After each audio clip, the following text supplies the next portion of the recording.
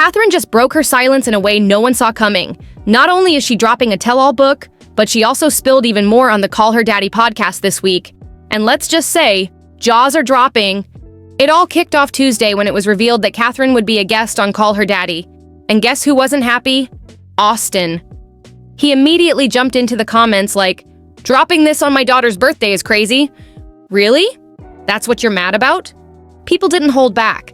One commenter said, "So now you care about your kids? Where was that energy when you were cheating?" Another wrote, "But cheating on your pregnant wife wasn't crazy?" The internet was not letting him off the hook. This firestorm started after Catherine's huge announcement on Mother's Day. She's releasing a 2-part book that dishes out her entire life story. And get this, the first chapters are already online, and in them, she confirms that Austin cheated on her. She says she found out while pregnant with their 3rd child. Of course, Austin rushed to defend himself, but his excuse? Wild. He admitted to cheating but then tried to flip it, saying Catherine knew he was cheating and even gave him permission because, according to him, they hadn't been hooking up for over a year. Then he claimed she's lying in the book and asked why she's even talking about him. He even accused her of being a danger to their kids because she does spiritual ceremonies at home. Seriously? Have any hesitations in the beginning or later on about putting your kids on camera? Never. And you know why, Alex? Why? Because back in the day, it was really new. Like YouTube, it's been a thing for a while, but we were really like that, like, I hate to say the word, but I feel like we kind of pioneered that like family vlogging experience. You know what I mean? It's like we were the first to do it at that magnitude. There are people that accuse you and Austin of exploiting your kids. Like, what do you say to that? Yeah, I just think that like when we first started, it was so pure. It was like pure intentions. It was like, obviously we want to make a living, you know, like anyone wants to make a living, you gotta work. But it was more like we're just being present with our family, our daughter. And so much of your success is through your children. Like, did you guys have a big conversation about setting them up with money and like putting money away for them? Or was it more just like, it's all the families? Yeah, no, they have their separate bank account. Actually, very early on in my career, I think 2017, when Elle was about a year old, we got her a bank account, you know? Yeah, I think that those were the conversations and things we were having. Yeah. But in terms of like exploitation and stuff like that, never crossed our mind. That was like, I just feel like we were just the beginning of something new. How do you feel about it now?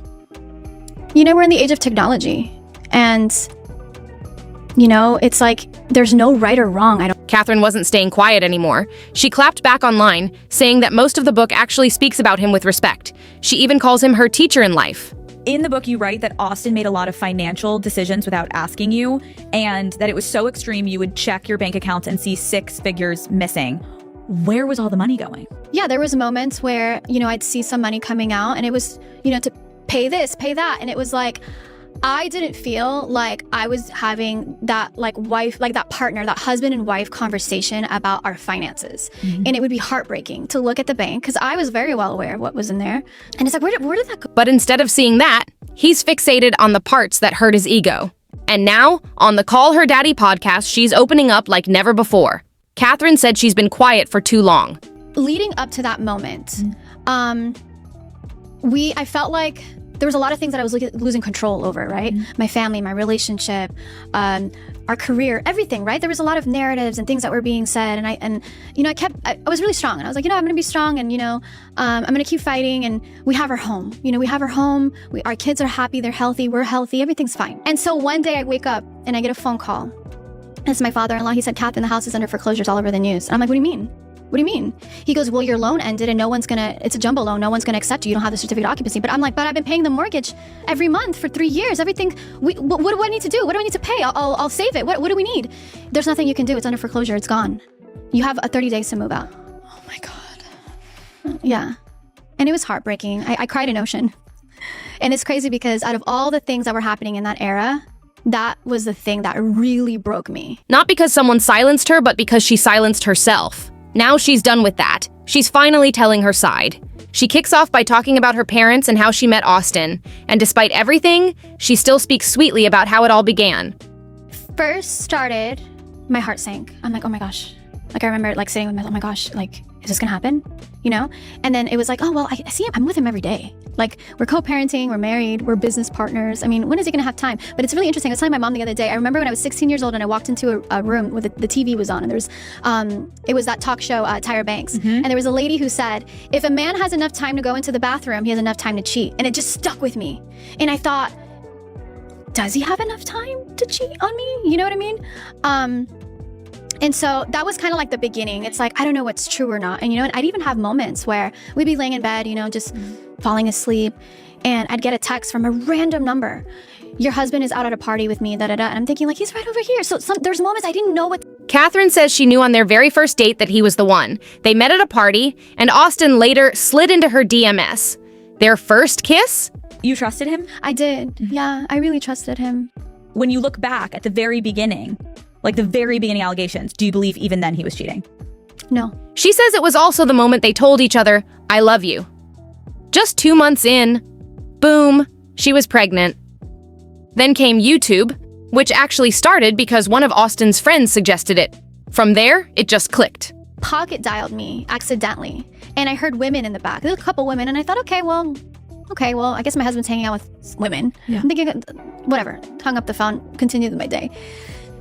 A couple of months go by, and this blonde male makeup artist makes this video on YouTube talking about my husband and how he was in Miami, and there was this group of people, and there was all these girls, and there was this boat, and all these. And to be honest with you, till this day, I never watched the video.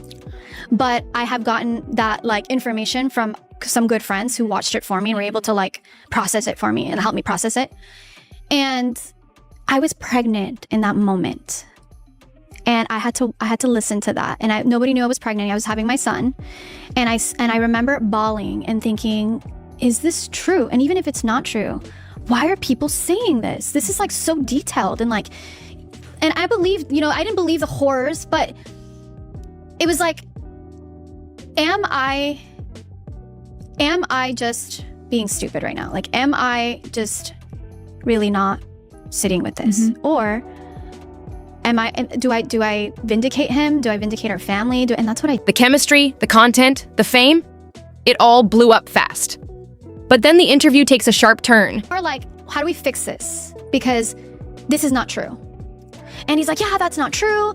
That's, you know, whatever, this guy, and he's making things up, and oh my God, he's trying to extort me, and this and that. And you know, some of those things were true, some of them weren't. And I thought, how do we fix it? And I was just lying to myself. Yeah. I knew deep inside something didn't feel right. Yeah. Alex, the host, dives in with the tough stuff, asking Catherine about the people accusing her and Austin of exploiting their kids online. As soon as I got the phone, like out of a movie, this long text comes through. If you really love your wife, you wouldn't be da-da-da-da-da. And I like, my brain scanned it, but I wasn't able to read it fully. But in that moment, my heart drops. I'm pregnant. There's people watching us. The camera's on. It felt like, it just felt surreal. The assistant notices, looks at him. He grabs the phone from me and instantly deletes the message. And I thought, oh my gosh, it's true. She said she got home and blacked out just trying to get answers from him. Blacked out. I was like yelling, screaming, tell me, please, just tell me who that was. Please, I feel so stupid. Just tell me, I'm having a baby. Please, just tell me. And I ran out of the house. I got in my car and I just started driving. And I didn't know where I was driving, just driving. Crying in ocean, bawling. I couldn't even see where I was driving. And I thought, I need to park somewhere. So I went to a park, parked at the park, put my hands on the wheel. And I said, God, if you hear me, please tell me what to do. Catherine didn't dodge it. She straight up denied it. No hesitation. I texted him and I was like, we need to talk. And we took a drive. We met in the middle of a street and we got in the car and he told me who she was and he showed me. And I was like, okay, so that was the girl you were talking to a couple months back. Now it's all making sense. Like you said, you were talking to a girl that needed help with Snapchat. And I'm thinking like, why is a married man talking to a woman about Snapchat? Like Snapchat wasn't even monetized in the day. Like, what are you talking about? Like, what are you doing? Like, okay, this is making sense. Okay, this is making sense. Okay. So I thought, okay, well, what do we need to do? Like, how can we move on? Things got even messier when Alex asked Catherine the big question. How much money were they pulling in at their peak? Through our divorce, even through everything, I never heard him say the words, I cheated, until about a week ago when that first chapter of my book came out. I've never heard him say the words, I cheated. And when I heard the words, I was like, oh my God.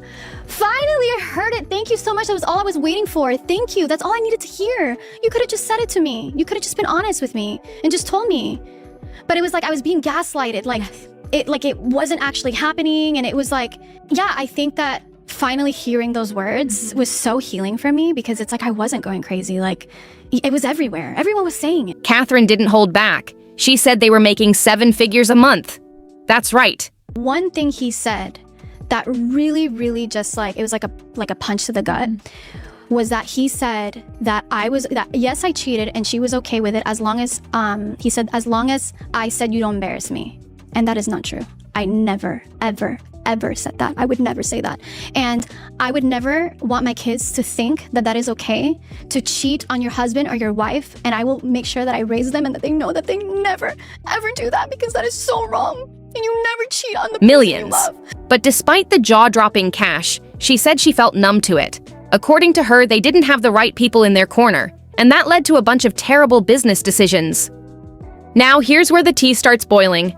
Catherine claimed that Austin was handling most of the financial stuff on his own. She wasn't even involved in a lot of the decisions. And the money? It was vanishing. Then came the home foreclosure scandal. Remember when they made a video claiming the internet was spreading lies about them losing their house? Yeah, Catherine just confirmed that part was true. But it wasn't as simple as not paying bills. She explained that their jumbo loan ended, and without a certificate of occupancy, there was nothing they could do. Not even money could save the place. Back when they tried to clear the air, they told fans their house was basically falling apart and claimed they didn't pay the rest of what they owed because of that. Turns out, that was only part of the story. Then Catherine went deeper into the cheating drama. At first, everything came through as just whispers, rumors flying around. She admitted she didn't believe it at first.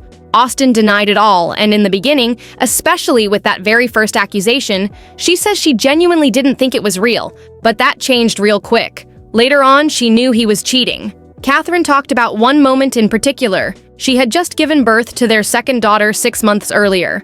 Austin told her he had to go to Miami for a meeting. She wanted to be supportive, let him have space, didn't want to hold him back, but then she overheard him on the phone with other women. There's a video she seems to be referencing, the one Cole Kerrigan dropped, calling out both Austin and his dad.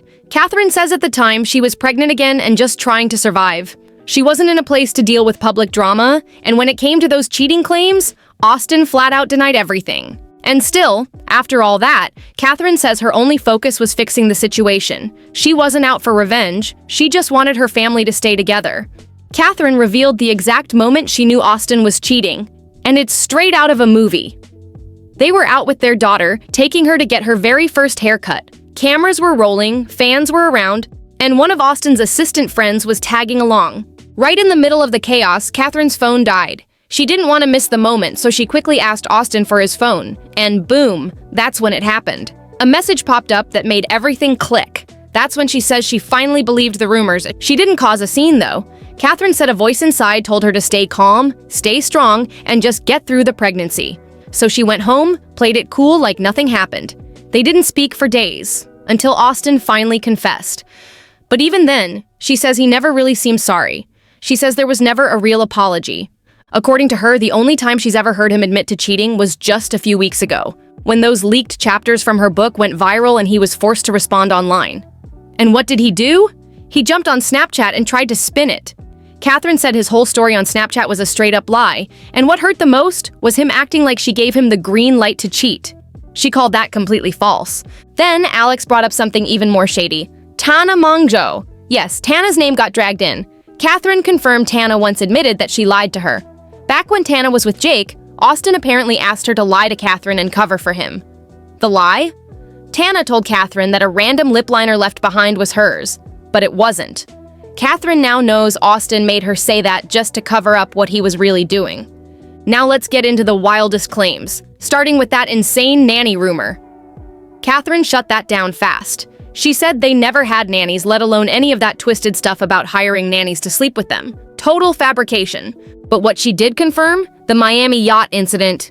Yep, the one Cole Kerrigan exposed in that viral video. Catherine backed it up.